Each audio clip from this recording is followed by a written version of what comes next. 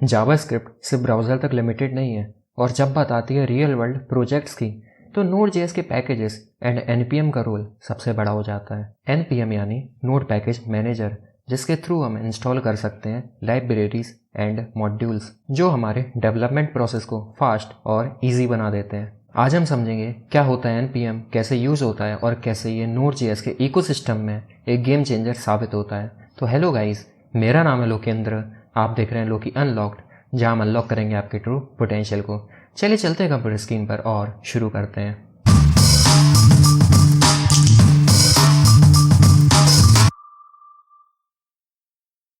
चलिए समझते हैं जावास्क्रिप्ट में Node.js पैकेजेस एंड npm क्या होता है। सबसे पहले समझते हैं कि Node.js क्या है। Node.js is a JavaScript run time built in on chromes V8 engine. जो Node.js है वो जावास्क्रिप्ट रन टाइम है, मीन्स आपके पीसी पर या आपकी मशीन पर जावास्क्रिप्ट को रन करने के लिए Node.js जो है वो रन टाइम एनवायरनमेंट प्रदान करता है। It allows JavaScript to run outside browser on your system और सर्वर, मीन्स इस Node.js की हेल्प से आप जावास्क्रिप्ट को ब्राउजर के बाहर भी चला सकते हैं, जैसे कि आपके पीसी पर।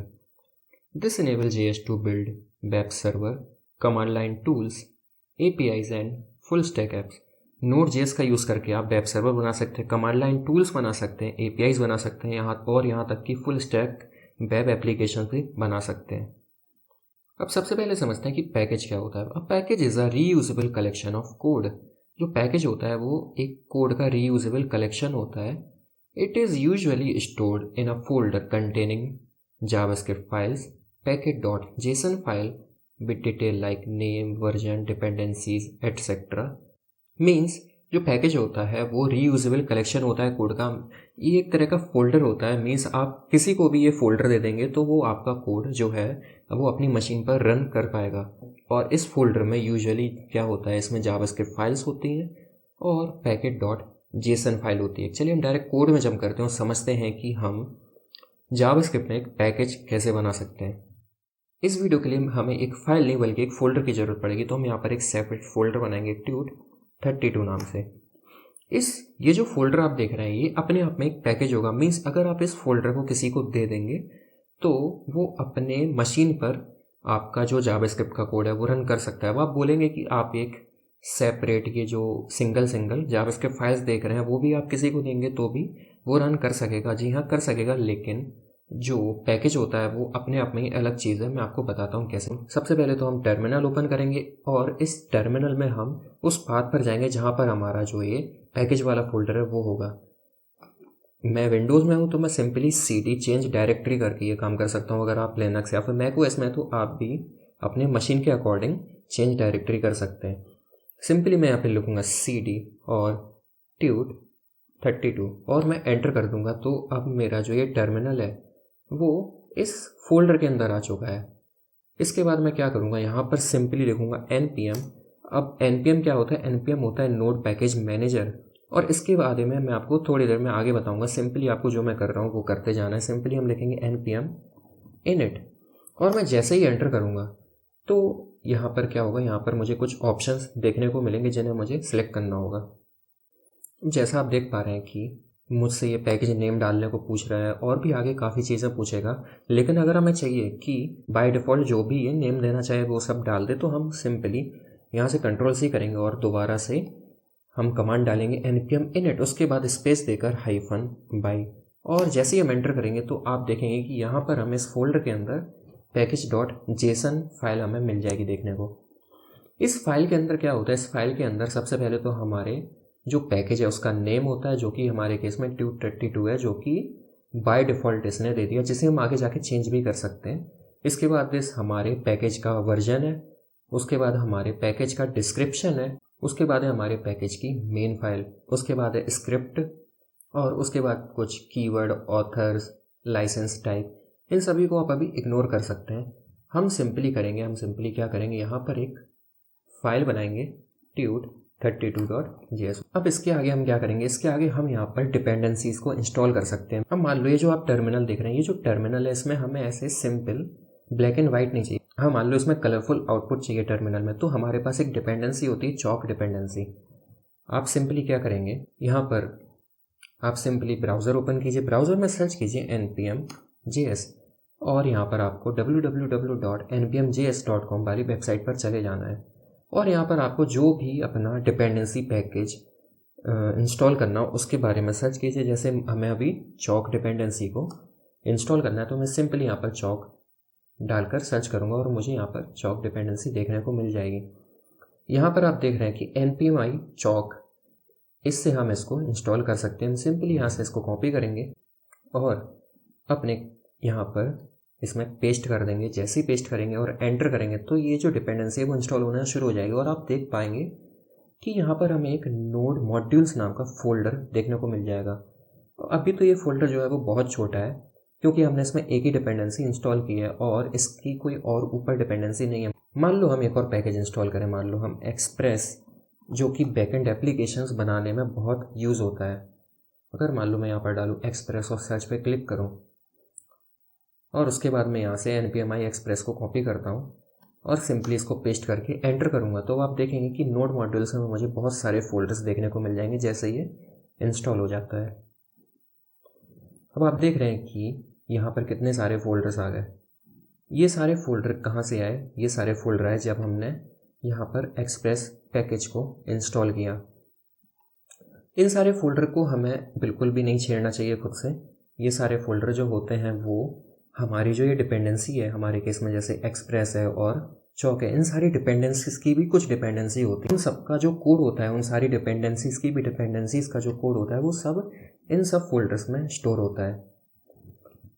इस वीडियो में हम देखेंगे कि हम चौक को कैसे यूज़ कर सकते हैं। हम सिंपली यहाँ पर जाएंगे, यहाँ पर चौक के बारे में हम देख रहे थे, जो चौक को सर्च करेंगे और आपको सबसे पहले क्या करना है, आपको सबसे पहले यहाँ पर हमने यहाँ से इंस्टॉल कर लिया चौक को और इसके बाद हम इसको यूज़ करने के लिए सिंपली यहाँ पर ये जो कोड लिखा है इसको मैं कॉपी कर लूँगा और यहाँ पर हमारी जो tut32.js वाली फाइल थी वहाँ पर जाके पेस्ट कर दूँगा, फाइल को सेव कर दूँगा। उसके बाद हम क्या करेंगे, हमने यहाँ पर यूज़ किया है इम्पोर्ट चौक फ्रॉम चौक, जो कि ES6 मॉड्यूल होता है। अब मॉड्यूल्स क्या होते हैं वो हम अगली वीडियो में समझेंगे, लेकिन अभी जो समझने वाली बात है वो है कि पैकेजेस क्या होते हैं। अब सिंपली यहाँ पर मैं जाऊँगा और पैकेज में package.json वाली फाइल में यहाँ पर आप टाइप कॉमन JS देख पा रहे होंगे। इस कॉमन JS को मैं चेंज करके कर दूंगा यहाँ पर मॉड्यूल। अब आपको घबराने वाली बात नहीं है कि ये टाइप कॉमन JS क्या होता है, टाइप मॉड्यूल क्या होता है। इन सब का जो डिटेल एक्सप्लेनेशन वो मैं आपको अगली वीडियो में बताऊंगा। जैसे मैं यहाँ पर मॉड्यूल करूँगा उसके बाद यहाँ पर tut32.js वाली फाइल है उसको मैं सेव करूँगा और कोड को जैसे ही रन करूँगा तो आप देख पाएंगे कि जो हमें हेलो वर्ल्ड है वो हमें ब्लू कलर में देखने को मिल रहा है। अगर हम यहाँ पर नॉर्मली console.log करते हैं, हेलो वर्ल्ड फाइल को सेव करते हैं और कोड को रन करते हैं तो हमें हेलो वर्ल्ड जो होता है वो वाइट कलर में देखने को मिलता है। लेकिन हमने यहाँ पर इस चौक लाइब्रेरी का यूज़ किया जिसकी हेल्प से हम यहाँ पर ब्लू कलर में अपने आउटपुट्स को देख सकते हैं। अब यहाँ पर सिर्फ चौक ही लाइब्रेरी नहीं होती, ऐसी बहुत सारी ढेरों लाइब्रेरीज हैं जिनको आप एक्सप्लोर कर सकते हैं, जो कि आपको सारी लाइब्रेरीज npmjs.com की वेबसाइट पर मिल जाएगी। उम्मीद ये चीज़ें आपको समझ आई होगी जो मैंने आपको समझाया। अब थोड़ी थ्योरी देखते हैं तो आपको और बेटर तरीके से समझ आएगा। तो हमने देखा कि जो पैकेज होता है वो रीयूजेबल कलेक्शन होता है कोड का। अब जैसे देख रहे हैं कि जो tut32 फोल्डर है अपने आप में एक पैकेज है और अगर आप इसको किसी को शेयर करते हैं तो वो जो भी एक कोड है वो अपने मशीन पर रन कर सकता है। लेकिन इसको शेयर करने से पहले एक चीज़ आपको ध्यान देनी होती है कि जो आप ये नोड मॉड्यूल्स वाला फोल्डर देख रहे हैं आपको कभी भी किसी के साथ शेयर नहीं करना चाहिए, क्योंकि जो भी इस कोड को रीरन करेगा या जो भी इस कोड को यूज़ करेगा वो नोड मॉड्यूल्स फोल्डर को ईजिली जनरेट कर सकता है। कैसे? मान लो मैं इस नोड मॉड्यूल्स फोल्डर को डिलीट कर देता हूँ और यहाँ पर मैं एक कमांड चलाऊँगा npm इंस्टॉल और जैसे ही मैं एंटर करूँगा तो आप देखेंगे कि हमारा नोड मॉड्यूल्स का जो फोल्डर है वो अगेन जनरेट हो चुका है और वही सारे फोल्डर जो हैं उसमें दोबारा आ चुके हैं। अब आप सोचेंगे कि इसको कैसे पता चला कि हमें यहाँ से चौक को इंस्टॉल करना था। तो ये सब इसको पता चलता है package.json वाले फाइल से। आप package.json में जाएंगे तो आप यहाँ पर डिपेंडेंसी की देख पा रहे होंगे जिसमें चौक एंड एक्सप्रेस डिपेंडेंसी है जो कि हमने इंस्टॉल की थी। तो यहीं से इस npm इंस्टॉल को पता चला कि इसको कौन कौन सी डिपेंडेंसीज को इंस्टॉल करना है। इसके बाद है it usually store in folder containing, जिसके अंदर होती हैं जावास्क्रिप्ट की फाइल्स और package.json फाइल। जैसे कि आप देख पा रहे हैं कि हमारी इसमें एक जावास्क्रिप्ट फाइल है, एक से ज़्यादा भी हो सकती हैं, और इसमें एक पैकेट डॉट जेसन फाइल है। आपको इसमें एक पैकेट लॉग डॉट जेसन भी देखने को मिल रहा होगा। इस पैकेज लॉग डॉट जेसन में क्या होता है कि जो भी डिपेंडेंसीज यहाँ पर आप पैकेज जेसन में देख पा रहे हैं, वो उन सारी डिपेंडेंसीज की भी जो डिपेंडेंसी होती हैं, वो सारे उन सबका डेटा इस पैकेज लॉग डॉट जेसन में होता है। You can think of it as library और plug in you can use in your own code. आप इस पैकेज को एक लाइब्रेरी की तरह समझ सकते हैं। जैसे आपने एक चौक लाइब्रेरी को इंस्टॉल किया, वैसे ही आपका ये जो पैकेज था, ये जो Tut32 पैकेज है, वो भी एक लाइब्रेरी बन सकता है। अगर आप उसमें कुछ ज़्यादा ही कोड लिखते हैं, कुछ ऐसा कोड लिखते हैं जो और लोग भी यूज़ कर सकें। अभी तो हमने एकदम बेसिक सा कोड लिखा है जो सिर्फ हेलो वर्ल्ड को प्रिंट करता है, बट आप चाहें तो इसमें कुछ ऐसा कोड लिख सकते हैं जो आगे आने वाले टाइम में लोग बहुत ज़्यादा यूज़ करें। इसके बाद है कि npm क्या होता है। जब हमने अभी डिपेंडेंसी इंस्टॉल की थी तो हमने लिखा था npm i express, npm i chalk। उसके बाद जब हमने नोड मॉड्यूल्स फोल्डर को डिलीट करके इंस्टॉल किया था तो हमने लिखा था npm इंस्टॉल। तो ये npm क्या है? जो npm होता है, npm stands for node package manager. npm जो है वो नोड पैकेज मैनेजर होता है। It is a command line tool. ये कमांड लाइन टूल होता है, कम्स विद Node.js, जिसको रन करने के लिए Node.js की ज़रूरत होती है। A huge online repository of open source JavaScript packages, जिसमें बहुत सारे जावास्क्रिप्ट पैकेजेस होते हैं जो कि npmjs.com पर आपको देखने को मिल जाएंगे। इसके बाद है कि npm रिपोजिटरी क्या है। Millions of developers publish their code as packages here. Means मान लो आपने, जैसा कि मैंने बताया कि जैसे आपने ये Tut32 पैकेज बनाया, अब ये पैकेज आगे आने वाले टाइम में हो सकता है कि आप बहुत बड़ा बना दें कि लोग इसे रीयूज़ करें, तो इसे आप फिर आगे जाके पब्लिश कर देंगे npmjs.com वेबसाइट पर, जिससे और भी जो लोग हैं वो आपके पैकेज को यूज़ कर सकें। जैसे हमने इस चौक पैकेज को यूज़ किया था, अपने पैकेज में इंस्टॉल किया था, ऐसे ही लोग आपका ये जो Tut32 पैकेज है या फिर जो भी आप अपने पैकेज का नाम दें उसे इंस्टॉल करेंगे अपने कोड में। तो इसी को कहते हैं npm रिपोजिटरी, और सारे जो पैकेजेस हैं वो आपको इस वेबसाइट पर देखने को मिल जाएंगे। इसके बाद npm के कुछ बेसिक्स कॉमन कमांड्स। अगर आप npm init का यूज़ करते हैं तो ये क्रिएट न्यू प्रोजेक्ट, जो कि हमने नया प्रोजेक्ट क्रिएट करने के लिए यूज़ किया था। उसके बाद npm इंस्टॉल, और पैकेज का अगर आप नेम देंगे तो आपका जो पैकेज है उसमें डिपेंडेंसी या फिर पैकेज इंस्टॉल हो जाएगा जो भी आप इंस्टॉल करना चाहते हैं। उसके बाद npm इंस्टॉल पैकेज और सेव डेव, तो आपका जो पैकेज है वो as a dev dependency install हो जाएगा। अब डेव डिपेंडेंसीज क्या होती हैं ये आगे आने वाली वीडियोस में डिटेल में बात करेंगे जब हम बैकएंड सीखेंगे। उसके बाद npm अनइंस्टॉल पैकेज कमांड का यूज़ करके आप किसी पैकेज को रिमूव कर सकते हैं। फॉर एग्जाम्पल, जैसे कि यहाँ पर आप देख पा रहे हैं कि हमने अपने जो पैकेज है उसमें सिर्फ चौक डिपेंडेंसी का यूज़ किया है, लेकिन हमने यहाँ पर जो डिपेंडेंसीज हैं वो 2 डिपेंडेंसी इंस्टॉल किए हैं। यहाँ पर जो एक्सप्रेस पैकेज या फिर डिपेंडेंसी है वो एकदम बेकार है हमारे कोड के लिए, तो हम इसे सिंपली अनइंस्टॉल कर सकते हैं यूजिंग npm अनइंस्टॉल, और यहाँ पर आप सिंपली देंगे एक्सप्रेस। अगर आपको अनइंस्टॉल पूरा नहीं लिखना तो आप सिंपली un भी टाइप कर सकते हैं। मान लो मैं यहाँ से एंटर करूँगा तो ये जो एक्सप्रेस डिपेंडेंसी है वो हमारे पैकेट.json फाइल से गायब हो जाएगी।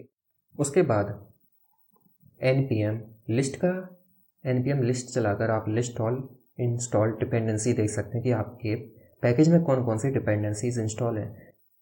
npm आउटडेटेड कमांड का यूज़ करके आप चेक कर सकते हैं कि आपके अगर पैकेजेस हैं उनको किसी अपडेट की ज़रूरत है क्या।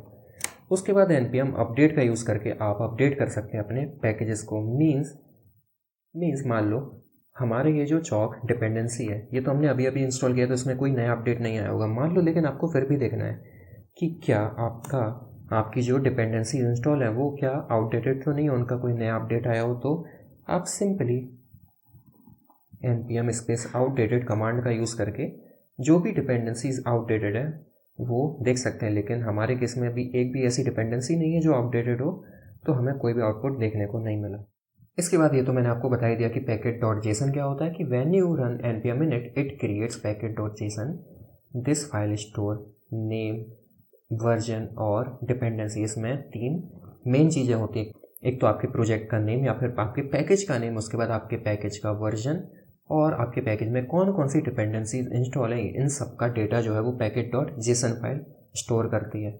उसके बाद install and using a package, ये भी मैंने आपको बता दिया कि हम किसी पैकेज को कैसे इंस्टॉल कर सकते हैं और कैसे यूज़ कर सकते हैं। मान लो आपको इंस्टॉल करना है चौक पैकेज, तो आप सिंपली लिखेंगे npm इंस्टॉल चौक, या फिर आप npm आई चौक का भी यूज़ कर सकते हैं।